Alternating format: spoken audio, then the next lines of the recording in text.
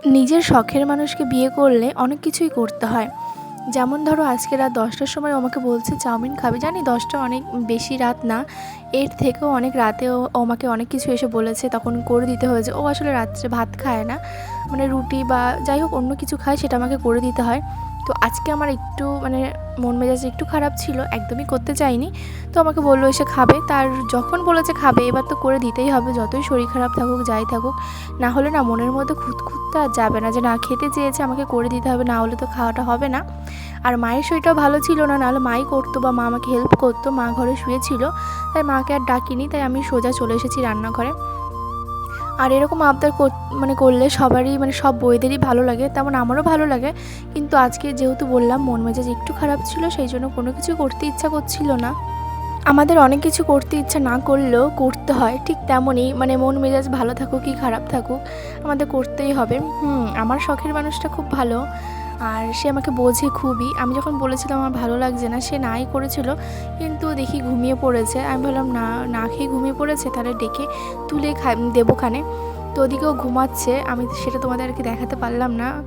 আর এদিকে দেখো আমি চাউমিনটা সেদ্ধ করে নিয়েছিলাম, তারপর আলু আর গাজরটা ভেজে নেবো। আসলে নিরামিষ, সেই জন্য ডিম পেঁয়াজ মানে পেঁয়াজ দেবো না, নিরামিষই করব। আর নিরামিষটা না খেতে আমার মানে আমিষের থেকে নিরামিষটা খেতে বেশি ভালো লাগে, কেন জানি না। আর আজকে অল্প করেই করছি, মা খাবে না, মানে বলেছে খাবে না, পরে ভাবছি একটু দেবো। তো দেখো এদিকে আমার আলু গাজর লঙ্কা সব মোটামুটি ভাজা হয়ে গেছে, তার মধ্যে আমি চাউমিনটা দিয়ে দিয়েছি। জানো তো, এরকম ছোটোখাটো আবদার করলে আমারও খুব ভালো লাগে। আমি যেহেতু রান্না করতে ভালোবাসি, সেই জন্য খাওয়ারও তো একটা লোক দরকার বলো। তাই জন্য আমি আমার হাজব্যান্ড ও খায়, বা ওর জন্যই আমি করি, যেহেতু ভালো লাগে বেশ। আমি রান্না করি, ও খায়, আমি খাই, খুব ভালো লাগে ব্যাপারটা। আর আমাদের হুটনাটিও আমাকে এসে বলে এটা বানিয়ে দাও ওটা বানিয়ে দাও, তখন তো আমার খুবই ভালো লাগে। আর তোমরা আমার ভিডিও দেখলে বুঝতে পারো যে আমি রান্না করতে কতটা ভালোবাসি। জানো তো, সামনে আমাদের বিবাহবার্ষিকী, আর বিবাহবার্ষিকী নিয়ে কোনো প্ল্যান নেই আমাদের।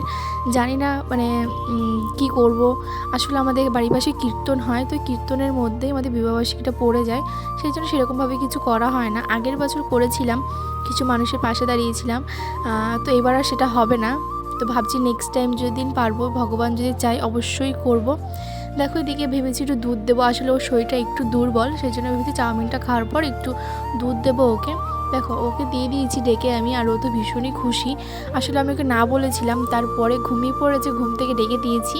আর এদিকে আমি একটু খেয়েছি, খুব টেস্টি হয়েছিল, মাকেও দিয়েছি, আর তিনজনে মিলে খেয়েছিলাম।